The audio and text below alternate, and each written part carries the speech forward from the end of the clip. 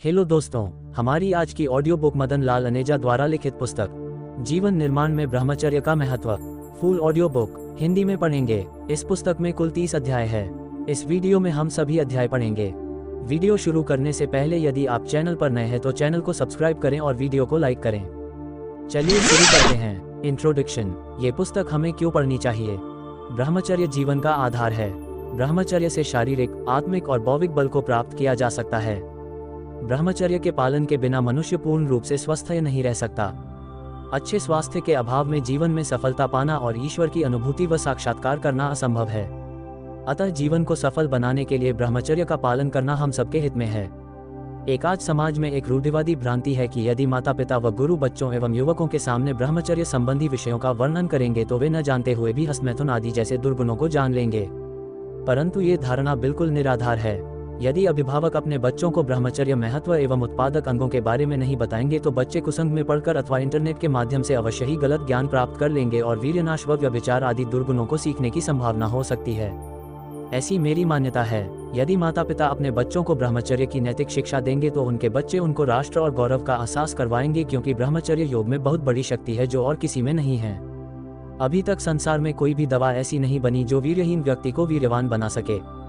इसलिए प्रत्येक माता पिता, अध्यापक एवं अभिभावक का परम कर्तव्य है कि अपने बच्चों, शिष्यों और युवाओं को ब्रह्मचर्य के बारे में सही ज्ञान ठीक समय पर देवें। संसार में 3 मुख्य बल है: शरीर बल, ज्ञान बल और आत्मबल। बाकी सभी बल इन्हीं 3 बलों के अंतर्गत आते हैं। स्वस्थ शरीर के बिना ज्ञान बल और आत्मबल प्राप्त करना बहुत ही कठिन है, लगभग असंभव है। अतः प्रत्येक व्यक्ति का कर्तव्य है कि अपने हित में व्यायाम, प्राणायाम एवं ब्रह्मचर्य द्वारा अपने शरीर को निरोग रखे।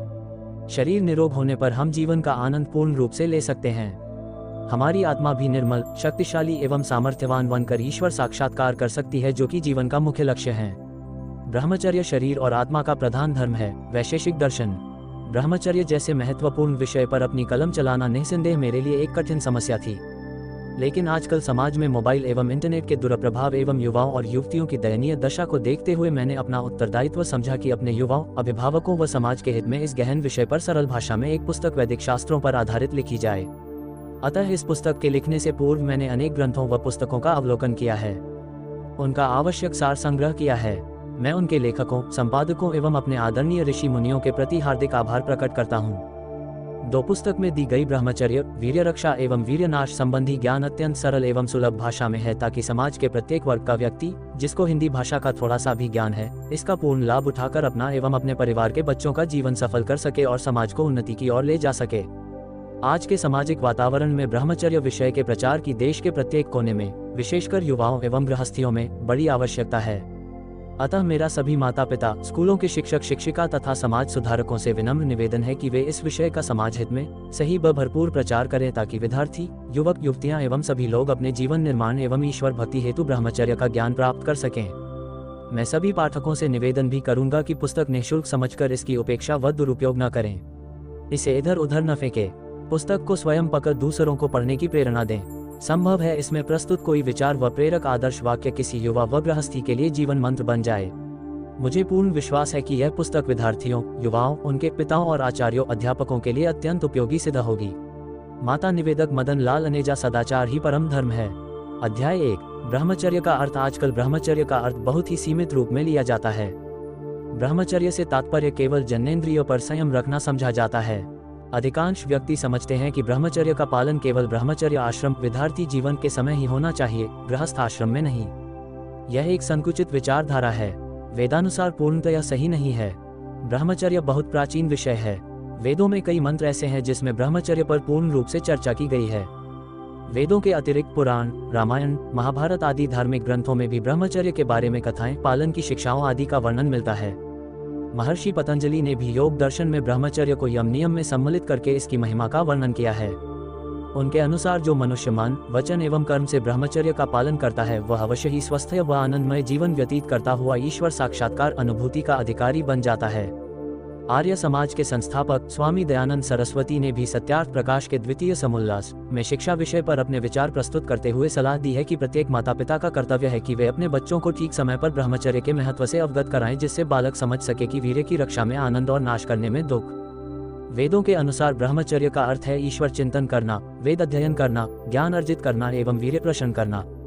प्रस्तुत पुस्तक में मुख्य रूप से ब्रह्मचर्य के लाभ, पालन न करने से हानियां, वीर्य का महत्व, उत्पत्ति, वीर्य रक्षा के लाभ, वीर्य नाश से हानियां, वीर्य रक्षा के उपाय आदि विषयों पर चर्चा सूक्ष्म में की जाएगी।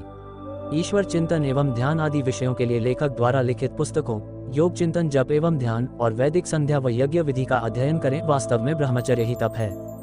अध्याय 2 ब्रह्मचर्य के प्रकार। ऋषि याज्ञवल्क्य के अनुसार ब्रह्मचर्य निम्नलिखित 3 प्रकार का होता है। 1 शारीरिक ब्रह्मचर्य, आलिंगन, चुंबन, हाव भाव एवं उपस्थेंद्रिय के संचालन से पृथक रहना। 2 मानसिक ब्रह्मचर्य, वासना विषय का चिंतन व संभोग आदि भावनाओं को पूर्णतः त्याग देना। वाचिक ब्रह्मचर्य, प्रेम संबंधी चर्चा, वासना उत्पन्न करने वाले दृश्य, इंटरनेट पर वासनायुक्त तस्वीरें एवं टी.वी. पर प्रेम संबंधी सीरियल देखना एवं इसी प्रकृति के नावल, पुस्तकें आदि पढ़ना, इन सब का बिल्कुल त्याग कर देना। अधिकतर पुरुष एवं स्त्रियां वेदानुसार शारीरिक ब्रह्मचर्य का पालन करने में भी असमर्थ होते हैं। यदि कायिक ब्रह्मचर्य का पालन कर भी ले तो भी मानसिक एवं वाचिक ब्रह्मचर्य के उल्लंघन को पाप नहीं समझते। फलस्वरूप ऐसे व्यक्ति कुछ ही समय में शारीरिक ब्रह्मचर्य का भी पालन करना छोड़ देते हैं। वास्तव में मानसिक एवं वाचिक रूप में ब्रह्मचर्य का उल्लंघन करने पर शारीरिक ब्रह्मचर्य का पालन करना भी असंभव है, क्योंकि मन, वचन एवं कर्म का आपस में गहरा संबंध है। अतः मन, वचन और कर्म के द्वारा ब्रह्मचर्य का एक साथ पालन करना ही संपूर्ण ब्रह्मचर्य कहलाता है। एक ब्रह्मचर्य का पालन करने वाले पुरुष एवं स्त्रियां 2 प्रकार के होते हैं। नैतिक ब्रह्मचारी, ये जन्म से मृत्यु तक ब्रह्मचर्य का पालन करते हैं। उदाहरण के लिए महावीर, हनुमान, भीष्म पितामह, महर्षि दयानंद आदि। उपकुर्वाणक ब्रह्मचारी, ये विवाह करते हैं, संतान उत्पन्न करते हैं। इनके संभोग का उद्देश्य कामवासना न होकर संस्कारित व शक्तिशाली संतान उत्पन्न करना है। ये ऋतुकालगामी होते हैं, अपने विवाहित जीवन के उद्देश्य से संतुष्ट रहते हैं, पर स्त्री पुरुष में भूल में कर भी राग नहीं रखते। हमारे प्राचीन ग्रंथ उपकुर्वाणक ब्रह्मचारियों के उदाहरणों से भरे पड़े हैं। ब्रह्मचर्य सब कर्तव्यों का मूल है। अध्याय 3 ब्रह्मचर्य पालन के लाभ। शारीरिक लाभ। शारीरिक स्वास्थ्य सदैव अच्छा बना रहता है। शरीर तेजोमय व आरोग्य बन जाता है। शारीरिक बल की प्राप्ति होती है। शरीर दीर्घायु को प्राप्त करता है। मुखमंडल पर अलौकिक आभा होती है। उत्तम व संस्कारित संतान प्राप्त होती है। समस्त इंद्रिय समूह स्वस्थय एवं संयम में रहता है। शरीर के त्यागने पर सद्गति मिलती है। ये हमारी श्रेष्ठता एवं संपूर्ण उन्नति का साधन है। वेद अध्ययन एवं ईश्वर चिंतन में मन लगता है। जीवन के उत्थान एवं सफलता में सहायक है। बौद्धिक बल की प्राप्ति होती है। स्मरण शक्ति तेज व स्थायी बनी रहती है। मनुष्य धर्म, अर्थ, काम और मोक्ष की दिशा में पर्याप्त उन्नति करता हुआ सद्गति को प्राप्त करता है। ब्रह्मचर्य के पालन से शारीरिक और मानसिक बल की प्राप्ति होती है। योग, आत्मिक, आध्यात्मिक लाभ। ब्रह्मचर्य ब्रह्मज्ञान प्राप्त करने की आधारशिला है। मानसिक शक्तियों के विकास में सहायक है। आत्मिक बल बना रहता है। आत्मिक शक्तियां विकसित होती हैं। जीवन आनंदमय बन जाता है। ईश्वर स्तुति, प्रार्थना, उपासना में मन व हृदय लग जाता है। धर्म, अर्थ, काम और मोक्ष स्वयं सिद्ध होने लगते हैं। आत्मज्ञान एवं परमानंद की प्राप्ति होती है। सामाजिक लाभ। समाज में पाप, विशेषकर वासना संबंधी, कम होते हैं। समाज में आर्थिक उन्नति। सभी वर्गों में एक समान होने की प्रवृत्ति बनती जाती है। यम नियम पालन की प्रेरणा मिलती है। गरीब अमीर में आर्थिक असमानता कम होती जाती है। समाज के सभी क्षेत्रों में पर्याप्त उन्नति होने की प्रक्रिया को बढ़ावा मिलता है। सभी जीवों के प्रति प्रेम बढ़ता जाता है। सभी प्राणियों के मानव अधिकारों की रक्षा होती है। यम नियम के पालन के बिना ब्रह्मचर्य की सिद्धि कभी नहीं हो सकती। योग दर्शन। अध्याय 4 ब्रह्मचर्य पालन न करने से हानियां। ब्रह्मचर्य का पालन न करने वाला विद्यार्थी, युवा, पुरुष एवं स्त्री सभी प्रकार के पूर्ण शारीरिक एवं अन्य लाभ से वंचित रहता है। इसमें शारीरिक स्वास्थ्य, सहन शक्ति, उत्साह तथा साहस की धीरे धीरे कमी होती जाती है। मानसिक शक्तियों के विकास में कमी आती जाती है। आत्मा उन्नति के मार्ग से विचलित होती जाती है। ऋषि दयानंद ने भी अपनी वाणी व आचरण द्वारा निर्देश करते हुए बतलाया था कि शारीरिक, मानसिक एवं आत्मिक ब्रह्मचर्य द्वारा ही मनुष्य समाज की रक्षा हो सकती है। आजकल पाश्चात्य देशों के विद्वान भी ऋषि दयानंद के उपरोक्त कथन की प्रशंसा कर रहे हैं, इससे सहमत हैं। आजकल समाज में दुराचरण एवं वासना संबंधी जो पाप एवं क्राइम सभी उम्र के पुरुष एवं स्त्रियों द्वारा देखने को मिल रहे हैं, वह ब्रह्मचर्य एवं सदाचार के न पालन करने का ही घातक परिणाम है। अतः आज की सामाजिक परिस्थितियों को देखते हुए गृहस्थी को ही नहीं बल्कि समाज के प्रत्येक वर्ग, विद्यार्थी, युवा एवं स्त्री को ब्रह्मचर्य का महत्व समझने व उसका पालन करने की अत्यंत आवश्यकता है। मैं सभी अध्यापकों, आचार्यों, माता पिताओं एवं अभिभावकों से विनम्र निवेदन करता हूं कि वे स्वयं ब्रह्मचर्य का पालन के विषय पर विचार करें और अपने छात्रों एवं बच्चों को ब्रह्मचर्य का महत्व बताएं, ताकि हमारे बच्चे और युवा, जो कि भारत माता की संपत्ति है, पूर्ण रूप से शारीरिक, आत्मिक और सामाजिक उन्नति कर सकें। अखंड ब्रह्मचर्य के पालन द्वारा ही विद्वानों ने अकाल मृत्यु को वश में किया। ब्रह्मचर्य सूक्त। अध्याय 5, किशोर एवं युवा अवस्था। प्रत्येक मनुष्य की 13 से 25 वर्ष तक की अवस्था बहुत नाजुक होती है। 14 वर्ष की आयु से पहले बच्चों के शारीरिक विकास में लगभग कोई विशेष परिवर्तन नहीं होता है। 15 वर्ष से 18 वर्ष की आयु को किशोरावस्था एवं 18 वर्ष से 25 वर्ष की आयु को युवावस्था कहते हैं। इन दोनों अवस्थाओं में शारीरिक एवं मानसिक परिवर्तन होना प्रारंभ हो जाते हैं। किशोरावस्था में ठोड़ी एवं जनेंद्रिय भाग में बाल आने शुरू हो जाते हैं। आवाज जोरदार होने लगती है। उत्पादक अंग वृद्धि पाकर वीर्य का संपादन शुरू कर देते हैं। लेकिन किशोरावस्था की प्रारंभिक अवस्था में शरीर की हड्डियां पूर्ण रूप से विकसित नहीं हो पाती हैं। अतः किशोरावस्था में उत्पादक तत्व पूर्ण रूप से परिपूर्ण नहीं हो पाता है। युवा अवस्था 18 से 25 वर्ष तक का आरंभ किशोरावस्था के बाद होता है। इन दोनों ही अवस्थाओं में पूर्ण ब्रह्मचर्य का पालन करने से शारीरिक एवं मानसिक शक्ति के विकास में अत्यंत वृद्धि होती है। इन दोनों अवस्थाओं पर भोजन, जलवायु एवं रहन सहन के ढंग का भी गहरा प्रभाव पड़ता है। अतः ये जल्दी भी आ सकती हैं और देर में भी। किशोरावस्था का समय से पूर्व आ जाना अथवा इस अवस्था में विवाह करना उचित नहीं है। इस अवस्था में काम भाव का जल्दी जग जाना भी जीवन के लिए हानिकारक है। आजकल आधुनिक जीवन शैली किशोरावस्था एवं युवा अवस्था को बहुत अधिक प्रभावित कर रही है। फलस्वरूप इस अवस्थाओं के बच्चे अज्ञानतावश ब्रह्मचर्य का उल्लंघन करने की दिशा में प्रेरित हो रहे हैं। ब्रह्मचर्य ही विद्या का मूल है। अथर्व संहिता। अध्याय 6, स्वाभाविक एवं अस्वाभाविक जीवन। काम वासना के उदय के समय को ध्यान में रखते हुए जीवन को 2 भागों में बांटा जा सकता है। एक स्वाभाविक जीवन आज समाज में स्वाभाविक जीवन नाम मात्र के लिए दिखता है। ये केवल एक कल्पना का विषय बन गया है। स्वाभाविक जीवन व्यतीत करने का अर्थ है सदाचार का पालन करना, सात्विक भोजन करना, नियमित समय पर सोना व प्रातः काल समय पर उठना, नियमानुसार प्रतिदिन व्यायाम व प्राणायाम करना। बी, इंटरनेट एवं मोबाइल का प्रयोग उचित रूप में कम से कम करना। स्वाभाविक जीवन व्यतीत करने वाले युवक एवं युवतियों को किशोर अवस्था तथा युवावस्था कभी अशांत नहीं करती। उनके सामने इंद्रिय निग्रह की समस्या कभी पैदा ही नहीं होती। परंतु आज के इस दूषित सामाजिक वातावरण में मनुष्य की स्वाभाविक जीवन शैली पर विचार प्रकट करना बड़ा जोखिम का काम है। अतः आजकल अस्वाभाविक जीवन, जिसमें अधिकतर मनुष्य ब्रह्मचर्य के मूलभूत नियमों का उल्लंघन करते रहते हैं, को समझने की आवश्यकता है। 9.6.2 अस्वाभाविक जीवन। आज हमारे समाज में अधिकतर स्त्री पुरुष अप्राकृतिक जीवन व्यतीत कर रहे हैं। चारों तरफ इंद्रिय निग्रह का अत्यंत अभाव देखने को मिल रहा है। संयम नाम मात्र को भी नहीं रहा। अस्वाभाविक जीवन में ब्रह्मचर्य 2 तरह से टूटता है। जानबूझकर संयम तोड़ना। इसमें मुख्य रूप से आत्मा व्यभिचार, हस्तमैथुन आदि, पत्नी व्यभिचार तथा वैश्य व्यभिचार आते हैं।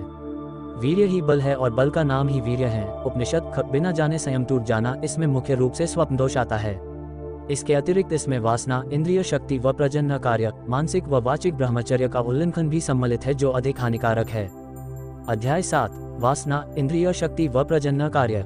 किसी भी इंद्रिय के प्रयोग में मुख्य रूप से रसास्वादन एवं यौन कार्य में अधिकता बरतना की आदत को वासना कहते हैं। वेद में वासना की बहुत ही अधिक निंदा की है व इसे आत्मघाती बताया है। आग और बिजली की उपयोगिता सभी को मालूम है। इसी प्रकार ज्ञानेंद्रियों व कर्मेंद्रियों की उपयोगिता है। हमारी सभी गतिविधियां इन्हीं के सहारे चलती हैं। आग और बिजली की तरह ज्ञानेंद्रियों व कर्मेंद्रियों की क्षमता भी असाधारण है।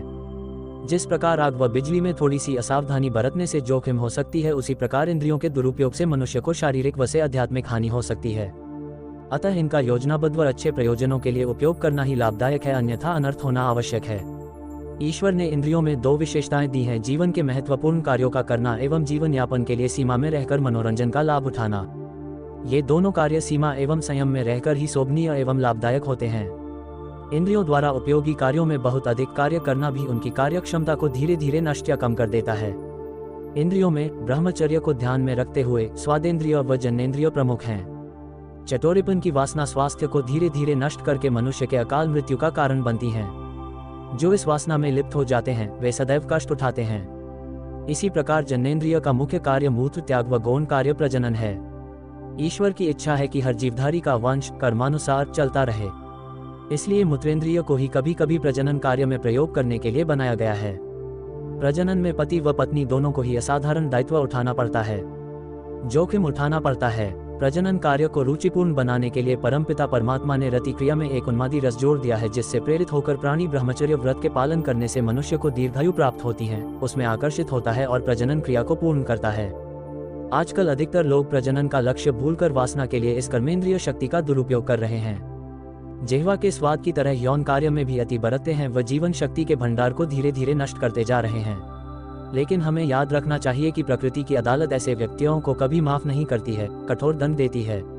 11 स्वादेंद्रिय व जन्नेंद्रियों की वासना का उपरोक्त वर्णन पहलू अन्य इंद्रियों पर भी समान रूप से लागू होता है। अतः इस अनर्थ से बचना ही हमारे हित में है। संयमित, अनुरासित एवं वासना रहित जीवन जीना ब्रह्मचर्य है।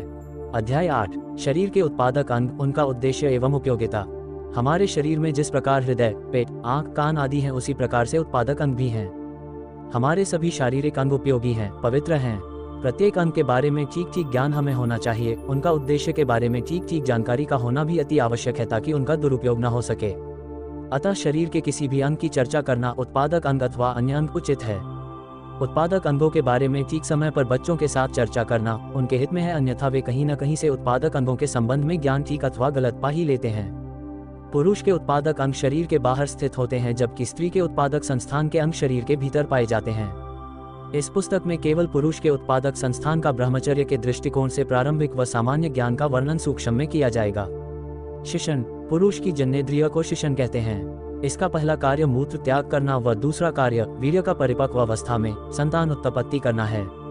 परिपक्वावस्था से पूर्व बुरे विचार अथवा कुचैंठाओं से यह अंग शिथिल होने लगता है, कमजोर होने लगता है। इस अंग में अनेक रक्त वाहिनी प्रणालिकाएं रहती है। काम भाव के विचारों से शरीर का खून इन प्रणालिकाओं की तरफ जाने लगता है और जन्नेंद्रिय उत्तेजित होने लगती है। ये खून कुछ देर जन्नेंद्रिय में रुककर शक्ति रहित हो जाता है।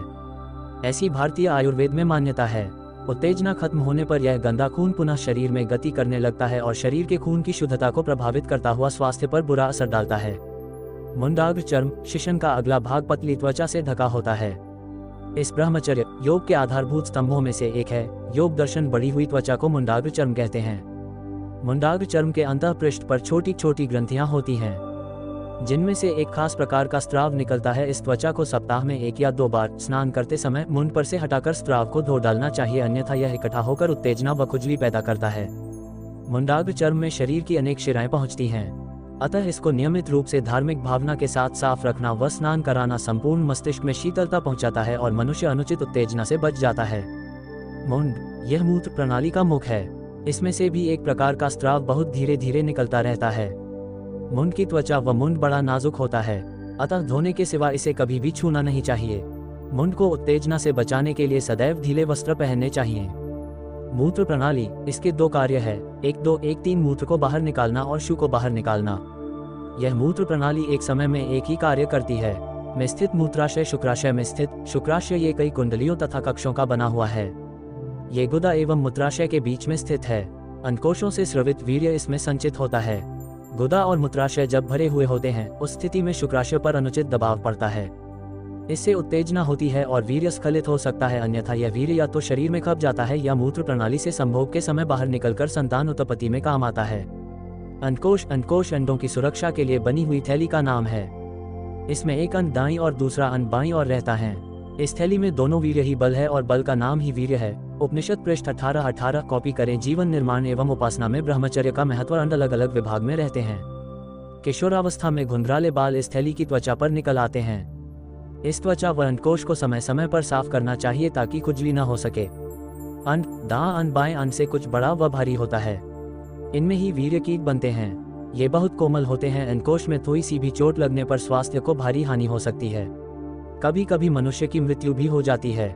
पुरुष के अंड की तरह स्त्री में ओवरी होती है, जिसमें रजकण प्रति मास मासिक धर्म के बाद निकलता है। स्त्री की ओवरी शरीर के भीतर होती है। L14:1 ब्रह्मचर्य व्रत के पालन करने से मनुष्य को दीर्घायु प्राप्त होती है। यजुर्वेद। अध्याय 9, शुक्रकीट एवं वीर्य शुक्रकीट, इसे अंग्रेजी में स्पर्मेटोजोआ कहते हैं। उत्तेजना के समय हजारों शुक्रकीट अंडकोशों में से निकलकर शुक्रवाहिनी से शुक्र सारिणी तक सभी अंगों को भर देते हैं और एक द्रव्य में तैरते रहते हैं।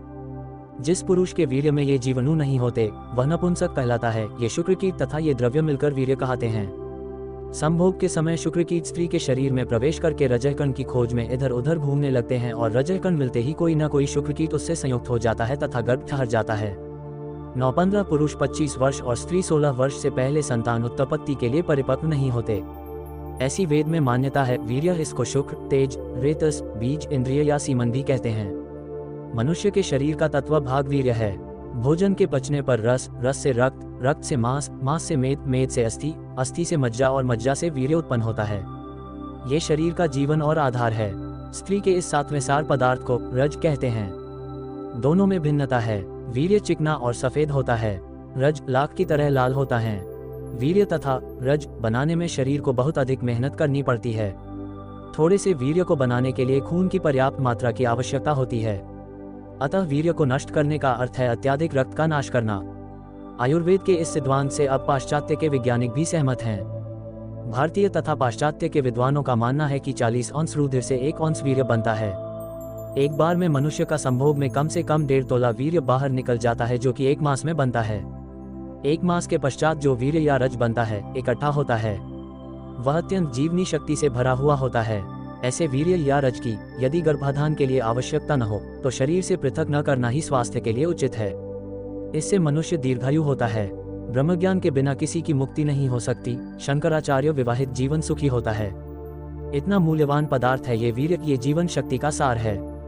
इस अमूल्य रत्न को विषय आनंद के लिए कम से कम प्रयोग करने में ही समझदारी है। 16 वीर्य की उपधातु को ओज कहते हैं। ये स्वतंत्र एवं सर्वश्रेष्ठ तत्व है। ये वीर्य की शक्ति के रूप में सारे शरीर में रहता है। ये चिकना, शीतल, स्थिर व उज्ज्वल होता है। यही शरीर में तेज व बल को बढ़ाता है। ये वीर्य की अधिकता से बढ़ता है और न्यूनता से घटता है। वीर्य की रक्षा करने से ओज का नाश नहीं होता।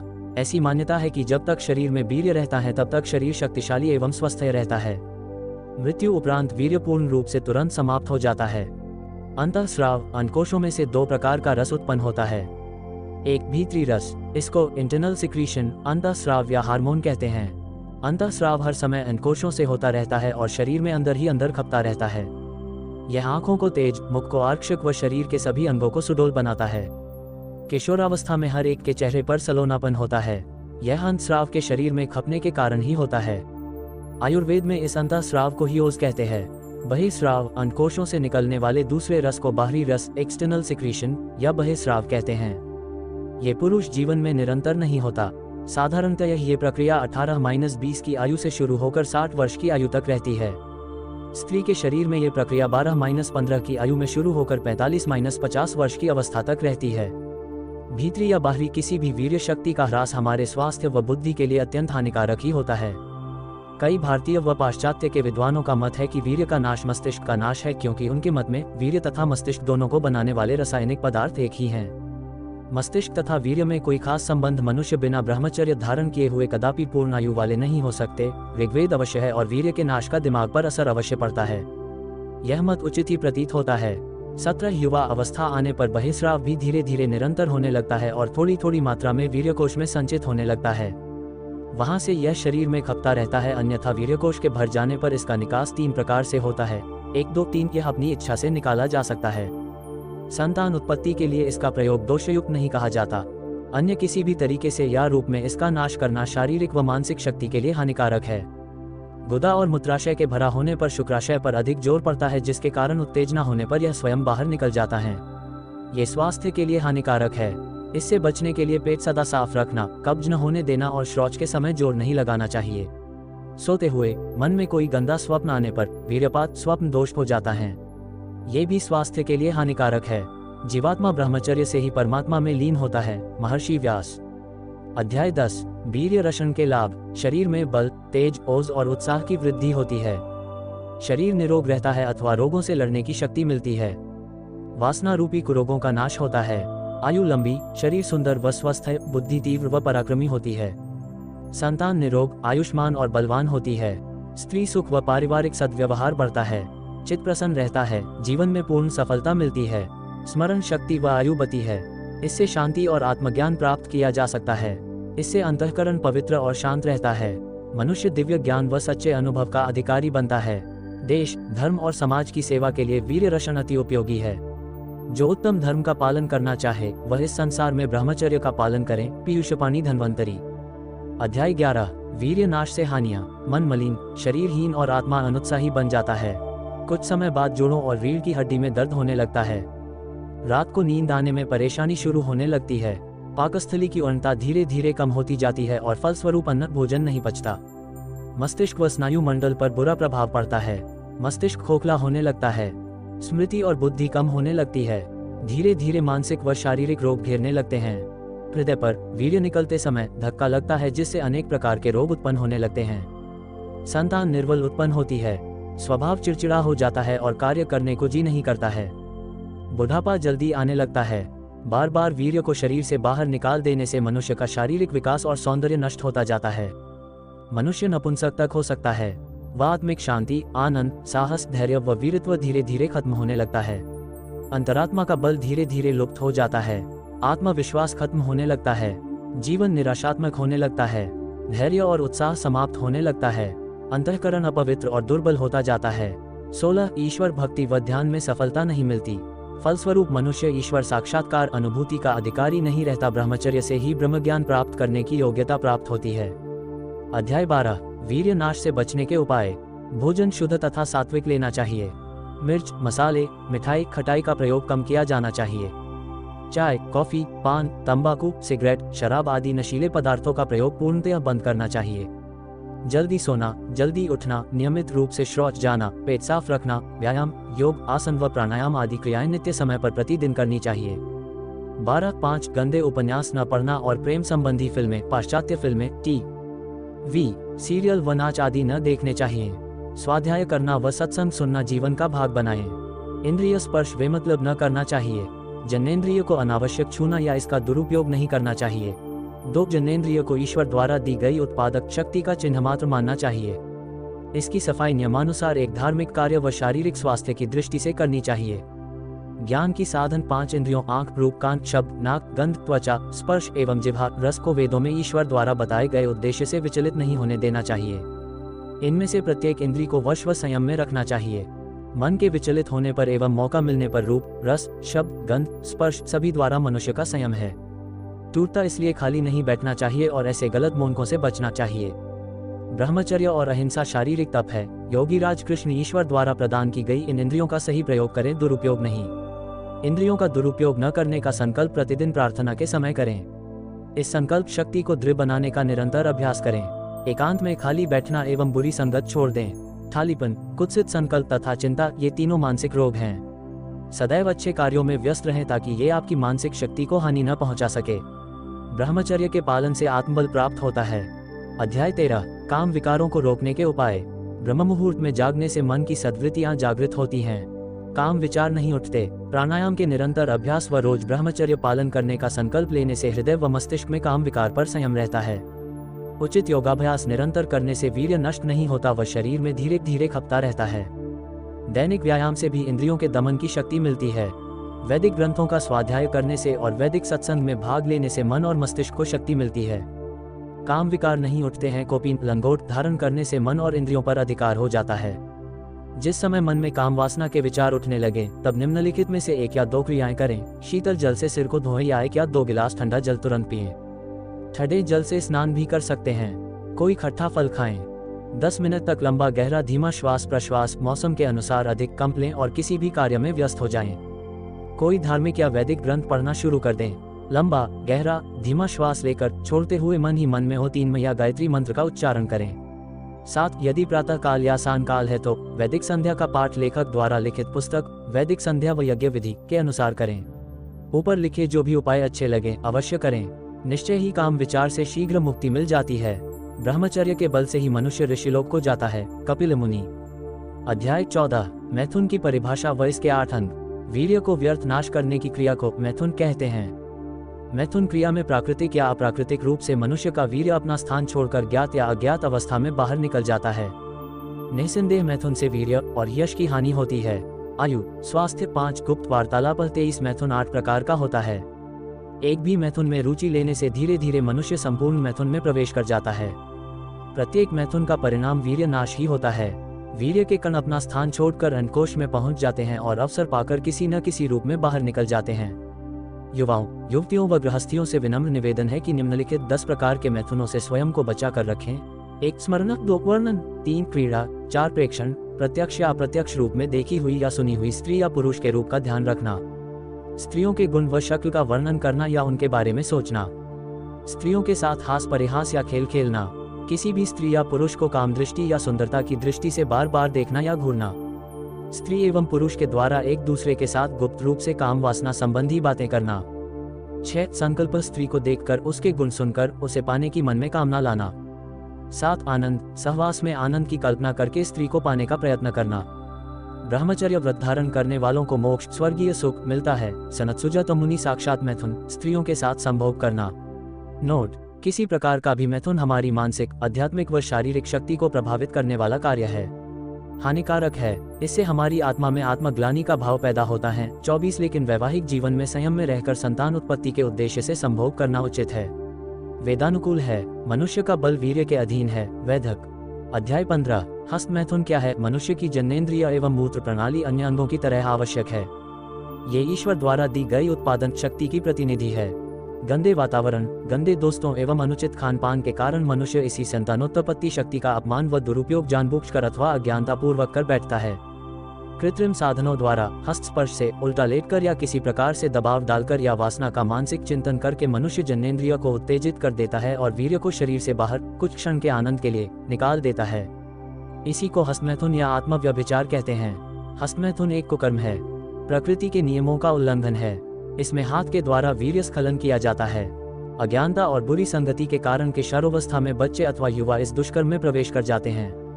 प्रारंभ में उन्हें इससे कुछ आनंद सा प्रतीत होता है, लेकिन इसके द्वारा जो शरीर की मानसिक एवं शारीरिक शक्ति क्षीण होती है, जो रोग उत्पन्न होते हैं, वे स्थायी होते हैं, दुखदायी होते हैं। हमें सदैव याद रखना चाहिए कि प्रकृति इस कुकर्म को कभी भी माफ नहीं करती है।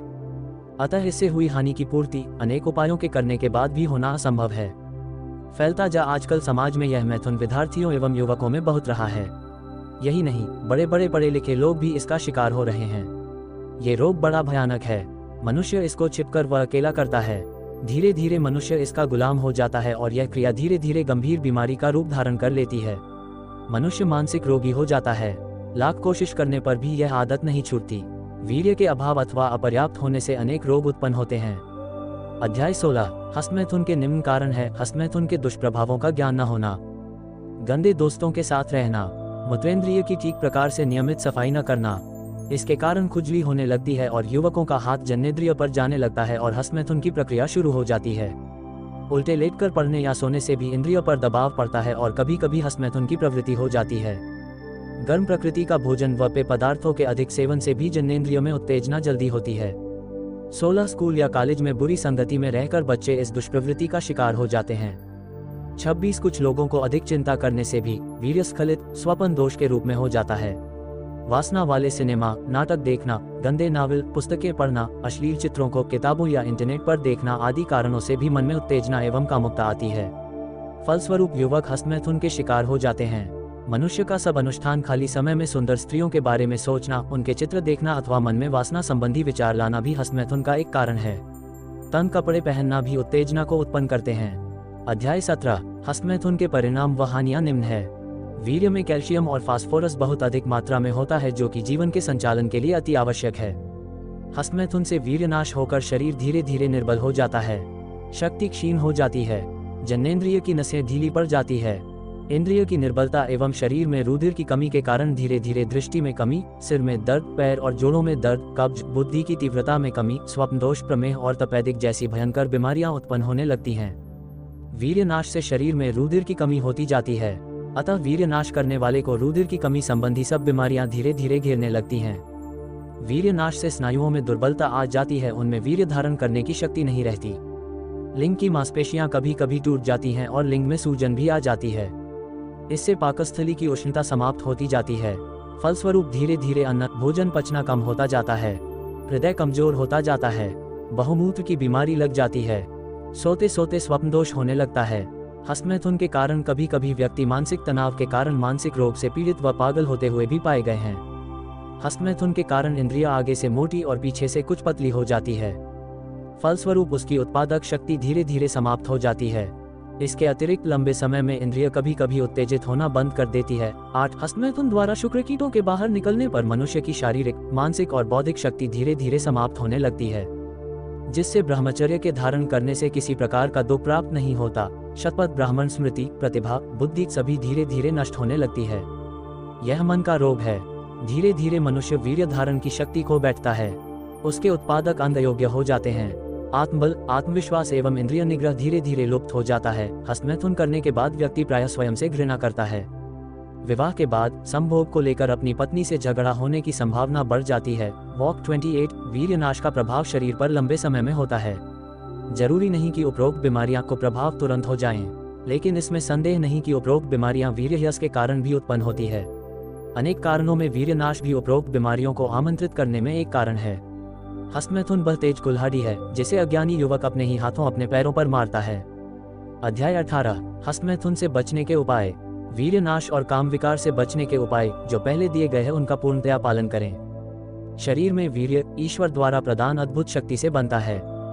इसका नाश करना महापाप है। ईश्वर व प्रकृति इसे कभी भी क्षमा नहीं करते हैं, अतः इस पाप से दूर रहना ही उचित है। दिन में 2 बार शौच जाने की आदत डालें। कब्ज न होने दें। मन को बलवान बनाएं। ईश्वर को साक्षी मानकर नित्य संकल्प लीजिए कि अब ये कुकृत्य कभी नहीं करूंगा। नित्य ईश्वर स्तुति प्रार्थना, वैदिक संध्या या सूक्ष्म प्रार्थना कीजिए। प्रार्थना के बाद प्रतिदिन उपरोक्त संकल्प दोहराएं और ईश्वर से संकल्प सफल होने में सहायता मांगिए। सदैव अच्छे कार्यों में व्यस्त रहने की आदत डालिए। कुसंगति से दूर रहें। खाली समय में वैदिक ग्रंथ पढ़ें एवं वैदिक ज्ञान के लिए किसी भी आर्य समाज के साप्ताहिक सत्संग में अवश्य जाएं। समाज में सभी स्त्रियों को बेटी, बहन या माता उनकी आयु के अनुसार मानिए। हृदय या मस्तिष्क में कभी भी काम वासना नहीं उठेगी। इस भावना का अभ्यास रोज मन ही मन में जब भी किसी स्त्री के दर्शन हो करें। स्वस्थ युवा, स्वस्थ भारत। जनेंद्रिय को ईश्वर ने केवल संतान उत्पत्ति एवं मूत्र निकास के लिए दिया है। ईश्वर द्वारा दिए गए पवित्र अंग का दुरुपयोग नहीं होना चाहिए, अन्यथा ईश्वर व प्रकृति से कठिन दंड मिलेगा। ऐसी भावना मन में सदैव बनाए रखें। वीर्यनाश से होने वाली हानियां का गहनता से चिंतन करें व स्वयं को इनसे बचाएं। अध्याय 19, स्वप्न दोष कारण व चिकित्सा। स्वप्न दोष एक मानसिक रोग है। स्वप्न में शुक्राशय से वीर्य स्खलन की प्रक्रिया को स्वप्न दोष कहते हैं। इसमें सोते हुए वीर्य बाहर निकल जाता है। स्वप्न दोष नहीं होना चाहिए। यदि 1 या 2 मास में स्वप्न दोष एक बार हो तो डरने की बात नहीं है, फिर भी यह स्वास्थ्य के लिए हानिकारक है। स्वप्न दोष व हस्तमैथुन में अंतर स्वप्न 5-10 सेकेंड में समाप्त हो जाता है। स्वप्न दोष स्वप्न के समय ही होता है।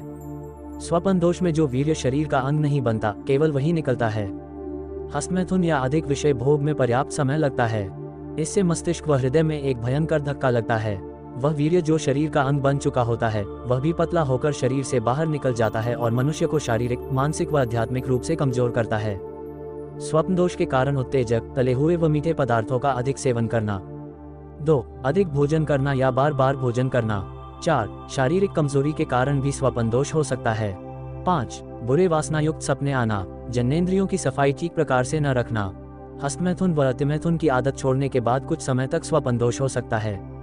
कामुकता व चिंता उत्पन्न करने वाले स्वप्नों का आना। मानसिक व वाचिक ब्रह्मचर्य के नियमों का उल्लंघन करना। दिन में अथवा सोने से पहले वासनायुक्त सिनेमा, नाटक, चित्र देखना अथवा गंदे नाबिल पुस्तकें पढ़ना या वार्तालाप करना। जो विषयों में आसक्त नहीं है, ब्रह्मचारी है। स्वप्न दोष की चिकित्सा वैदिक ग्रंथ व उत्तम पुस्तकों का स्वाध्याय करें। प्रेम संबंधी नाटक, टीवी सीरियल, नाबिल, पिक्चर, पाश्चात्य फिल्में आदि न देखें, न पढ़ें। इंटरनेट का प्रयोग कम करें। काम भावना के विचारों को मन में स्थान न दें। यम नियम का पालन करें। सोने से पहले अच्छे ग्रंथ पढ़ें। प्रातः व सायं ईश्वर स्तुति प्रार्थना उपासना वैदिक संध्या करके संकल्प लें कि मैं बुरे स्वप्नों की समस्या से बाहर निकल आऊंगा। प्रभावित संध्या विधि हेतु वैदिक संध्या व यज्ञ विधि पुस्तक पढ़ें। दिन में अपने विचारों को पवित्र रखें। 31 दिन में प्रातः काल अथवा सांझ काल के समय शारीरिक व्यायाम, प्राणायाम व आसन का अभ्यास अपनी आयु और मौसम के अनुसार रोज करें। स्वप्न दोष के सभी कारणों को दूर करें। बुरी संगत से बचें। यदि समस्या गंभीर है तो कुछ समय के लिए आयुर्वेदिक औषधियों का सहारा लें। समस्या से घबराएं नहीं। अपने रहन सहन की जीवन शैली एवं व्यवस्था को ठीक करें। रात को सोते समय अधिक पानी और दूध का सेवन न करें। रात को लघुशन का पेशाब करके सोएं। दूसरों का उपकार करना सर्वोत्तम कर्म है। अध्याय 20, गुदा मैथुन। गुदा मैथुन एक अप्राकृतिक क्रिया है, बहुत बड़ा पाप है। सृष्टि में ये प्रथा नाशकारी है, प्रकृति के प्रतिकूल है। कुछ व्यक्ति अपनी स्त्रियों के साथ भी गुदा मैथुन करते हैं तो कुछ पशुओं के साथ। ये ठीक नहीं है। इससे नाना प्रकार के रोग उत्पन्न हो जाते हैं। ये कर्म बहुत ही नीच है। इस प्रकार वीर्यह्रास से मनुष्य धीरे धीरे बलरहित होने लगता है। कोई भी बीमारी उस पर तुरंत प्रभाव डालती है। जिस पुरुष या बालक के साथ यह क्रिया की जाती है उसके स्वास्थ्य के लिए भी अति हानिकारक है। इससे सदा बचना चाहिए। 32 समाज में कुछ पुरुषों को गुदा मैथुन करने की बुरी आदत होती है। वे जान पहचान अथवा परिचित विद्यार्थियों अथवा युवाओं को एकांत का अवसर पाकर एवं लालच देकर अपना शिकार बनाते हैं और अपनी वासना की तृप्ति करते हैं। अतः सभी माता पिता व अभिभावकों से निवेदन है कि इस कुकर्म के प्रति सतर्क रहकर अपने बच्चों और युवाओं की रक्षा करें। लक्ष्मी, धन और वीर्य व्यर्थ में नहीं गंवाना चाहिए। सफलता तथा यश प्राप्त करने के लिए ब्रह्मचर्य पालन आवश्यक है। अध्याय 21, पत्नी व्यभिचार। आजकल कुछ पुरुषों की ऐसी मान्यता है कि स्त्री का संतोष काम भाव से ही हो सकता है अथवा स्त्री में काम भाव पुरुष से कई गुना अधिक होता है। अतः पति यह आवश्यक ही नहीं समझता कि पत्नी की इच्छा को भी जाना जाए। यह मान्यता बिल्कुल गलत है, वेदादि शास्त्रों की आज्ञाओं के विपरीत है। अपनी पत्नी के साथ भी अधिक संभोग हानिकारक है। विवाह विलास के लिए नहीं है, उत्तम संतान पैदा करने के लिए है, उत्तम राष्ट्र के निर्माण के लिए है। अपनी पत्नी के साथ सहवास पाप नहीं है जब तक ये संयम में रहकर किया जाए, अन्यथा वीर्य रक्षा की दृष्टि से ये भी हानिकारक है। जिस वीर्य से शारीरिक, मानसिक और आत्मिक शक्ति बढ़ती है उसको बिना उद्देश्य के विषय वासना में नष्ट करना सबसे बड़ी मूर्खता है। विवाह के बाद पत्नी को विषय भोग की सामग्री समझना एक भयंकर भूल है। पत्नी के मानव अधिकारों का उल्लंघन है। इससे सुख, शांति व बल की प्राप्ति नहीं होती। इसे सच्चा प्रेम समझना मूर्खता है। प्रत्येक पति पत्नी को समझना चाहिए कि विवाहित होकर विषय वासना का शिकार हो जाना शरीर, मन तथा आत्मा के लिए घातक है। पति पत्नी के संभोग के लिए स्त्री की स्वाभाविक इच्छा का होना अनिवार्य है और यह इच्छा ऋतु धर्म के ठीक बाद ही होती है। प्रकृति का यही नियम है। इस नियम का उल्लंघन करके स्त्री सहवास करना व्यभिचार ही कहा जा सकता है। इच्छा न होते हुए भी पत्नी संग करना हस्त मैथुन से भी बुरा है। जीवन साथी अपनी पत्नी को विषय वासना की तृप्ति का साधन मात्र बना लेना एक बड़ा पाप है और स्त्री के साथ किया गया अन्याय है। विवाह जैसी पवित्र संस्था की ओट में पत्नी व्यभिचार करना वैदिक आज्ञा का उल्लंघन है। वीर्य रक्षा से शारीरिक व मानसिक बल बढ़ता है। अतः प्रत्येक गृहस्थी से विनम्र निवेदन है कि अपनी पत्नी की रुचि अपने दैनिक कार्यों व सामाजिक कार्यों में उत्पन्न करें और इस पाप से बचें। पत्नी व्यभिचार से प्रायः निम्नलिखित समस्याएं उत्पन्न होती हैं। स्त्री का सौंदर्य धीरे धीरे नष्ट हो जाता है। स्त्री के अंग शिथिल एवं बुद्धि, बल और गुणों का धीरे धीरे ह्रास होने लगता है। गर्भधारण की शक्ति नष्ट होने लगती है। स्त्री अनेक रोगों का शिकार होने लगती है। जीवन दुखमय महसूस होने लगता है। स्त्री के सामाजिक व आध्यात्मिक उन्नति में बाधा आती जाती है जो कि परिवार, समाज व राष्ट्र के लिए भी हानिकारक है। संपत्ति व सुख, दुर्बलता और रोगों से रक्षा के लिए ब्रह्मचर्य पालन करें। सभी लोग युवावस्था से ही ब्रह्मचर्य का पालन करो। अध्याय 22, वेश्या व्यभिचार। पर स्त्री संग विवाह से पूर्व अथवा पश्चात वेश्या व्यभिचार कहलाता है। अपनी स्त्री के अतिरिक्त अन्य स्त्री या वेश्या के साथ सहवास करना एक भयंकर पाप है। वेश्यावृत्ति एक आर्थिक समस्या और सामाजिक दुर्व्यवस्था का परिणाम है। ये हमारे समाज पर कलंक है। एक वेश्या भी हर एक व्यक्ति के साथ सहवास नहीं करना चाहती, लेकिन धन के लोभ में अथवा आर्थिक परिस्थितियों के कारण वह अनेक व्यक्तियों को अपने पास आने देती है। अनेक व्यक्तियों के साथ अपनी इच्छा के या आत्मा की आवाज के विरुद्ध सहवास करने से वह धीरे धीरे कई बीमारियों से ग्रसित हो जाती है। उसके गुप्त अंगों में विष पैदा हो जाता है। इसका प्रभाव सभी वेश्यावृत्ति करने वाले मनुष्यों पर पड़ता है और ऐसे व्यक्ति भी अनेक बीमारियों से पीड़ित हो जाते हैं। ये रोग एक पीढ़ी तक ही सीमित नहीं रहते अपितु कई पीढ़ियों तक चलते हैं। इस प्रकार अपने धन का नाश करना, वीर्य को नष्ट करना, अनेक बीमारियों को निमंत्रण देना एक बड़ी महामूर्खता है। इसे कोई भी व्यक्ति बुद्धिमानी नहीं कहेगा। अतः इस पाप से बचना चाहिए, अन्यथा ईश्वर तो इसकी सजा अवश्य देगा ही। उसके दरबार में किसी भी पाप क्षमा करने की कोई भी गुंजाइश या व्यवस्था नहीं है।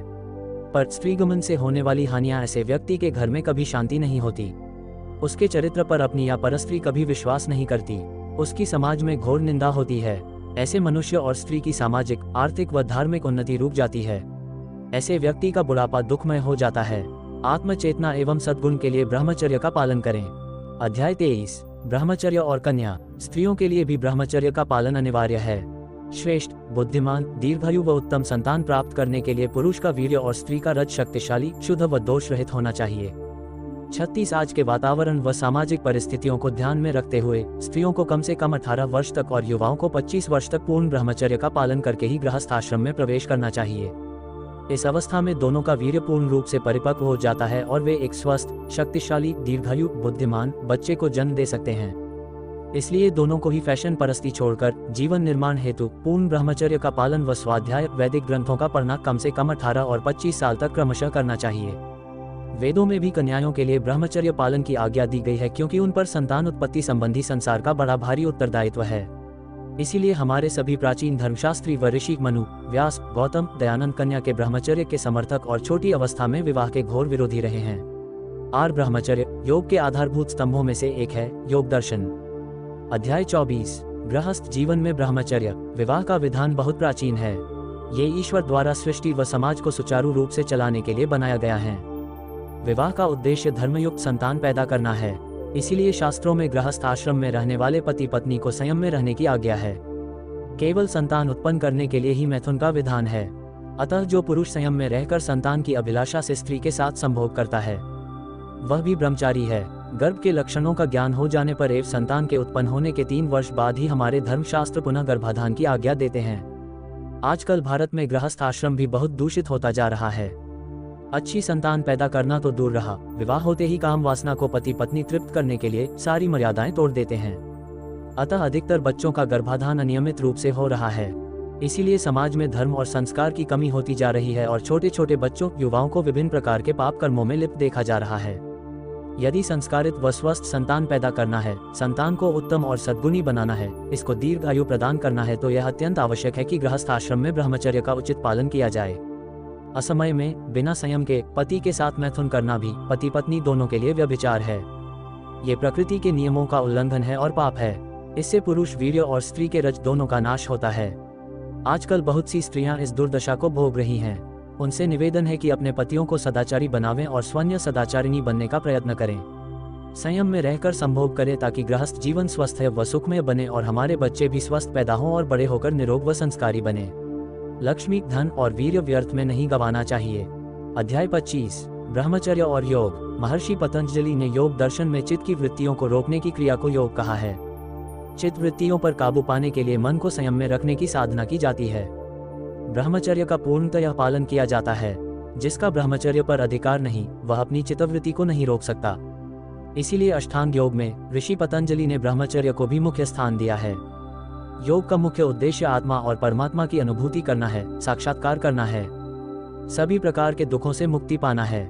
अष्टांग योग यम, नियम, आसन, प्राणायाम, प्रत्याहार, धारणा, ध्यान, समाधि के अनुष्ठान में ब्रह्मचर्य का पालन करना अति अनिवार्य है। बिना ब्रह्मचर्य का पालन किए कोई भी साधक किसी भी आश्रम में हो, ब्रह्मचर्य, गृहस्थ, वानप्रस्थ या संन्यास ध्यान में सफलता नहीं पा सकता, ईश्वर स्तुति, प्रार्थना, उपासना में उन्नति नहीं कर सकता, जीवन के मुख्य लक्ष्य ईश्वर प्राप्ति को नहीं प्राप्त कर सकता। अतः जिस साधक ने ब्रह्मचर्य एवं यम नियम का पालन किया वह योग साधना में पूर्ण रूप से सफलता पा लेता है। वास्तव में ब्रह्मचर्य ही सच्चा योग है। दुर्बलता और रोगों से रक्षा के लिए ब्रह्मचर्य पालन करें। अध्याय 26 ब्रह्मचर्य, यम नियम, सदाचार एवं मानव अधिकार। महर्षि पतंजलि ने योग दर्शन में ध्यान और समाधि में सफलता के लिए ईश्वर साक्षात्कार हेतु अष्टांग योग का मार्ग बताया है। अष्टांग योग में यम एवं नियम प्रथम और द्वितीय स्थान पर आते हैं। अहिंसा, सत्य, अस्तेय, ब्रह्मचर्य और अपरिग्रह ये 5 यम कहलाते हैं। शौच, संतोष, तप, स्वाध्याय और ईश्वर प्रणिधान ये 5 नियम कहलाते हैं। सत्य, यम, नियम व सदाचार का आधार ब्रह्मचर्य है। ये तीनों ब्रह्मचर्य के अंग हैं। तीनों का अनुष्ठान करना, पालन करना ब्रह्मचर्य के लिए आवश्यक है। इसके बिना ब्रह्मचर्य की सिद्धि कभी नहीं हो सकती है। फिर भी इनका वर्णन संक्षिप्त में नीचे दिया गया है। अहिंसा, अस्तेय, यम 5 है। इसका तात्पर्य है कि मन, वचन व कर्म से किसी भी प्राणी को कष्ट न देना। इसके पालन से सभी प्राणियों के प्रति दया व प्रेम का भाव बढ़ता है। उनके मानवाधिकारों की रक्षा होती है। देखा हुआ, सुना हुआ और जो मन में है उसे उसी रूप में प्रकट करना सत्य कहलाता है। इसके पालन से आत्मिक सुख मिलता है। पराई वस्तु या धन की चोरी, लोभ न करना। इससे मनुष्य पाप कर्म से बचता है और सभी का विश्वास पात्र हो जाता है। ब्रह्मचर्य, वीर्य रक्षा करके शारीरिक व मानसिक बल को बढ़ाना, ये ईश्वर साक्षात्कार अनुभूति का आधार है। अपरिग्रह, आवश्यकता से अधिक भोग सामग्री इकट्ठा न करना। इससे दान, दुर्बलता और रोगों से रक्षा के लिए ब्रह्मचर्य पालन करें। शौच, तप में रुचि और निस्वार्थ भाव से सेवा करने में उन्नति होती है। समाज के सभी वर्गों की आर्थिक स्थिति में समन्वय बना रहता है। फलस्वरूप धन संबंधी क्राइम कम होते हैं। नियम भी 5 है। शारीरिक और मानसिक पवित्रता बनाए रखना। इससे शरीर के साथ मोह में कमी और मन की प्रसन्नता बनी रहती है। अध्यात्म में मन लगता है। संतोष, पर्याप्त श्रम करने के बाद प्राप्त फल से संतुष्ट रहना। इससे मन सदैव शांत एवं प्रसन्न रहता है। स्वास्थ्य अच्छा व आयु दीर्घ होती है। सीमित आहार विहार, सुख दुख व विपरीत परिस्थितियों में मानसिक संतुलन बनाए रखना। इससे इंद्रियों पर अधिकार प्राप्त हो जाता है। ध्यान में संतोषजनक प्रगति होती है। स्वाध्याय, वैदिक शास्त्रों व स्वन्य का अध्ययन स्वाध्याय कहलाता है। इससे आत्मज्ञान की प्राप्ति व ईश्वर साक्षात्कार में सहायता मिलती है। ईश्वर प्रणिधान, बिना फल की कामना के समाज सेवा व नित्य ईश्वर स्तुति, प्रार्थना, उपासना करना ईश्वर प्रणिधान कहलाता है। आचार परमो धर्म, मनुस्मृति सदाचार ही परम धर्म है। इसको ब्रह्मचर्य से अलग नहीं कर सकते, क्योंकि सदाचार के सभी गुण ब्रह्मचर्य पालन में आ जाते हैं।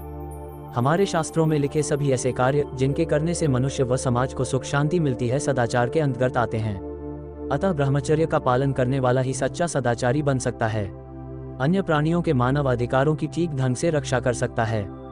जो दुर्गुणों से दूर रहता है वह वास्तव में युवा है। अध्याय 27 ब्रह्मचर्य, स्तुति, प्रार्थना, उपासना एवं वैदिक संध्या व ध्यान। ब्रह्मचर्य के पालन से ही मनुष्य आत्मज्ञान का अधिकारी होता है। ऋषि धन्वंतरी के अनुसार जीवन में पूर्ण रूप से शांति, सुंदरता, स्मृति, ज्ञान, स्वास्थ्य, उत्तम संतान व ईश्वर अनुभूति पूर्ण ब्रह्मचर्य के पालन करने से ही मिलती है। ब्रह्मचर्य अष्टांग योग का आधार है। बिना ब्रह्मचर्य का पालन किए और बिना यम नियम का अनुष्ठान किए जीवन में किसी भी साधक को ईश्वर स्तुति, प्रार्थना, दो उपासना, वैदिक संध्या व ध्यान में थोड़ी सी भी सफलता मिलना असंभव है। यम नियम व ब्रह्मचर्य का पालन करना एक कठोर तप है, जिसका पालन आज समाज में बहुत कम साधक और गुरु करना चाहते हैं। यही कारण है कि योग दर्शन में दी गई साधना संबंधी ज्ञान को कोई भी गुरु या तो ठीक ढंग से जानता नहीं अथवा किन्हीं कारणों से बतलाना नहीं चाहता। इसके विपरीत आजकल कुछ आधुनिक योगी व गुरु पाकों में योग साधना कैंप लगाकर साधकों को ईश्वर उपासना के नाम पर भ्रमित कर रहे हैं। उनकी अज्ञानता का लाभ उठा रहे हैं, उनकी भावनाओं से खिलवाड़ कर रहे हैं। प्राणायाम, श्वास प्रश्वास प्रक्रिया का अपने निजी स्वार्थ के लिए दुरुपयोग कर रहे हैं। मेरा सभी माता पिता, अभिभावक, अध्यापक व समाज सेवकों से निवेदन है कि अपने बच्चों व युवाओं को ब्रह्मचर्य, विज्ञान व अष्टांग योग के पालन के बारे में बताएं, ताकि हमारी भविष्य में आने वाली पीढ़ी स्वस्थ व संस्कारित बनकर अपने परिवार, जाति, समाज और देश को सुधार सकें, आत्मज्ञान और परमानंद को प्राप्त करके अपने जीवन को वास्तव में सफल बना सकें। नोट: वैदिक संध्या विधि, ध्यान, दैनिक यज्ञ विधि, प्रणव जप विधि एवं गायत्री जप विधि, प्राणायाम, श्वास प्रश्वास के साथ एवं अष्टांग योग। अध्याय 28 समाज में प्रचलित कुछ मान्यताएं व उनकी सत्यता। पूर्ण ब्रह्मचर्य के पालन से हानि होती है, यह विचार पूर्णतया गलत है, वेद विरुद्ध है, एक मिथ्या है। भारतीय ऋषियों व मुनियों ने आदिकाल से ब्रह्मचर्य का समर्थन किया है। ब्रह्मचर्य के पालन से किसी प्रकार की हानि नहीं होती। वैदिक ग्रंथों के अनुसार ब्रह्मचर्य के पालन से अनेक लाभ हैं, जिनका वर्णन इस पुस्तक में सूक्ष्म रूप से किया गया है। अब तो पाश्चात्य के डॉक्टर व विद्वान भी ब्रह्मचर्य की प्रशंसा करते हैं। 2. ब्रह्मचर्य अस्वाभाविक व असंभव है। मैं आज आयुर्वेद विज्ञान ने पुनः सिद्ध कर दिया है कि ब्रह्मचर्य का पालन स्वास्थ्य को अच्छा बनाता है। इसका पालन करना सरल है, केवल मानसिक संकल्प, शुभ आचरण और उचित आहार विहार की आवश्यकता है। 3. ब्रह्मचर्य के पालन से आयु घटती है। ये धारणा बिल्कुल निराधार है व वेद विरुद्ध है। इसके विपरीत ब्रह्मचर्य पालन अच्छा स्वास्थ्य व दीर्घायु प्रदान करता है। उदाहरण के लिए न्यूटन, महान विचारक कांट, हर्बर्ट स्पेंसर, स्वीडन वर्ग सभी ब्रह्मचारी थे और उन्होंने लंबी आयु प्राप्त की। भारत में भीष्म पितामह 170 वर्ष, महर्षि व्यास 157 वर्ष, महात्मा कबीर 120 वर्ष, रामानंद गिरी 125 वर्ष, स्वामी सच्चिदानंद 100 वर्ष तक स्वस्थ रहकर जीवित रहे। इसके अतिरिक्त भी भारतीय इतिहास में अनेक महापुरुषों के उदाहरण हैं, जिनसे ज्ञात होता है कि ब्रह्मचर्य का पालन करने वाला व्यक्ति पूर्णतः स्वस्थ, बुद्धिमान, सहनशील, साहसी व अधिक आत्मबल वाला होता है। वर्तमान में उदाहरण के लिए आप श्री नरेंद्र मोदी जी, भारत के आदरणीय प्रधानमंत्री जी व कुछ अन्य वर्तमान महापुरुषों की दिनचर्या व जीवन शैली का चिंतन करके स्वयं ब्रह्मचर्य के महत्व को समझ सकते हैं। पाश्चात्य के वैज्ञानिकों ने भी अब मान लिया है कि मानव शरीर में स्थित वीर्य और रक्त में अगणित जीवाणु होते हैं। संरक्षण से ही मनुष्य पूर्णतया स्वस्थ व सुखी रह सकता है। इसीलिए व्यभिचारी पुरुष धीरे धीरे अस्वस्थ और दुखी होते जाते हैं और अंत में शीघ्र ही शारीरिक या सामाजिक मृत्यु को प्राप्त होते हैं। पाइए सुख, शांति व समृद्धि गारंटी के साथ। स्वास्थ्य चाहिए तो अहिंसा व श्वसन क्रियाओं का पालन अभ्यास करें। समाधि, मानसिक शांति चाहिए तो सत्य का पालन करें। संतुष्टि चाहिए तो अस्तेय का पालन करें। सद्गुण चाहिए तो ब्रह्मचर्य का पालन करें। संतोष चाहिए तो अपरिग्रह का पालन करें। पवित्रता चाहिए तो शुद्धि का पालन करें। मन की स्थिरता चाहिए तो संतोष का पालन करें। सहन शक्ति चाहिए तो स्वाध्याय करें। आध्यात्मिक सफलता चाहिए तो तप का पालन करें। पाप कर्म से बचना चाहते हैं तो ईश्वर प्रणिधान का पालन करें। समाधि ध्यान में सफलता चाहते हैं तो आसन का अभ्यास करें। मन व इंद्रियों पर संयम के लिए प्राणायाम का अभ्यास करें। ध्यान में सफलता, एकाग्रता चाहते हैं तो प्रत्याहार का अभ्यास करें। ईश्वर अनुभूति चाहिए तो धारणा का अभ्यास करें। विकारों से मुक्ति पानी है तो ध्यान का अभ्यास करें। ईश्वर आनंद चाहिए तो ध्यानावस्था का अभ्यास करें। अच्छा शरीर चाहिए तो किसी को पीड़ा न दें। शांति चाहिए तो सभी के मानव अधिकारों का सम्मान करें। वाणी की पवित्रता चाहिए तो किसी की निंदा न दें। अंतःकरण निर्मल चाहिए तो अहंकार को महत्व न दें। मदन लाल अनेजा। ब्रह्मचर्य योग के आधारभूत स्तंभों में से एक है। योग दर्शन अध्याय 29। ईश्वर प्रार्थना एवं उपासना। मेरे प्यारे भाइयों एवं बहनों, हमें जीवन में सुख चाहिए, शांति चाहिए, आनंद चाहिए। ये तीनों वस्तुएं हमें वास्तव में वैदिक प्रार्थना, उपासना और उत्तम पुरुषार्थ से ही मिल सकती हैं। वैदिक प्रार्थना व उपासना हमसे संसार छुड़वाना नहीं चाहती। ये हमारी दिनचर्या में थोड़ा परिवर्तन करके हमारा दृष्टिकोण सकारात्मक बनाती है, हमारे जीवन की दिशा को बदलने का प्रयास करती है। हमारे शरीर में मुख्य रूप से 4 वस्तुएं विद्यमान हैं। 1 इंद्रियों से युक्त में शरीर, 2 मन, 3 बुद्धि व 4 आत्मा। शरीर के लिए अन्न व धन की आवश्यकता है। मन का भोजन संकल्प विकल्प है, बुद्धि का भोजन धर्म है। क्या अच्छा है, गलत है, ये कार्य बुद्धि का है। आत्मा का भोजन आनंद है, जो कि प्राकृतिक पदार्थों में उपलब्ध नहीं है। इसके लिए हमें आनंद के भंडार सच्चिदानंद स्वरूप परमपिता परमात्मा की शरण में ही जाना होगा। अतः वेदानुसार ईश्वर की स्तुति, प्रार्थना व उपासना ही एक सर्वश्रेष्ठ मार्ग है। आर्य समाज के संस्थापक आदरणीय स्वामी दयानंद जी महाराज ने स्तुति, प्रार्थना, उपासना की व्याख्या आर्योदेश रत्नमाला में निम्न प्रकार दी है। 1 स्तुति, जो ईश्वर व किसी दूसरे पदार्थ के गुण, ज्ञान, कथन, श्रवण और सत्यभाषण करना है, वह स्तुति कहती है। स्तुति का फल, जो गुण ज्ञान आदि के करने से गुण वाले पदार्थों में प्रीति होती है, ये स्तुति का फल कहता है। 2 प्रार्थना, अपने पूर्ण पुरुषार्थ के उपरांत उत्तम कर्मों की सिद्धि के लिए परमेश्वर व किसी सामर्थ्य वाले मनुष्य के सहायता लेने को प्रार्थना कहते हैं। प्रार्थना का फल अभिमान का नाश, आत्मा में आर्द्रता, गुण ग्रहण में पुरुषार्थ और अत्यंत प्रीति का होना प्रार्थना का फल है। 3 उपासना, जिससे ईश्वर ही के आनंद स्वरूप में अपने आत्मा को मग्न करना होता है, उसको उपासना कहते हैं। लक्ष्मी, धन और वीर्य व्यर्थ में नहीं गंवाना चाहिए।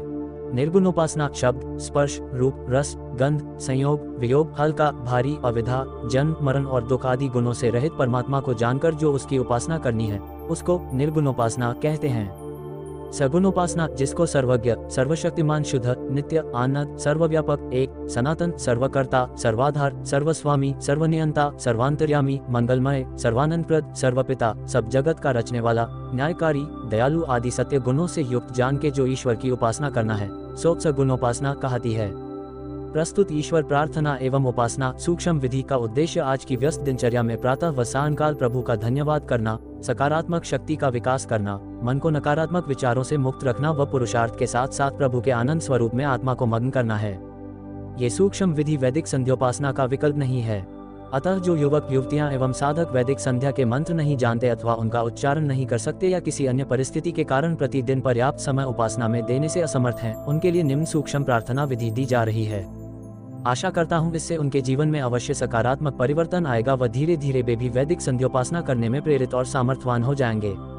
9 आइए सर्वप्रथम 3 बार दीर्घ श्वसन प्रक्रिया करें। 2 दीर्घ श्वसन क्रिया के साथ हो 3 का उच्चारण करें, अर्थात पहले धीमा गहरा लंबा श्वास अंदर लें, फिर धीरे धीरे श्वास छोड़ते हुए ओ 3 का उच्चारण करें, रेचक क्रिया।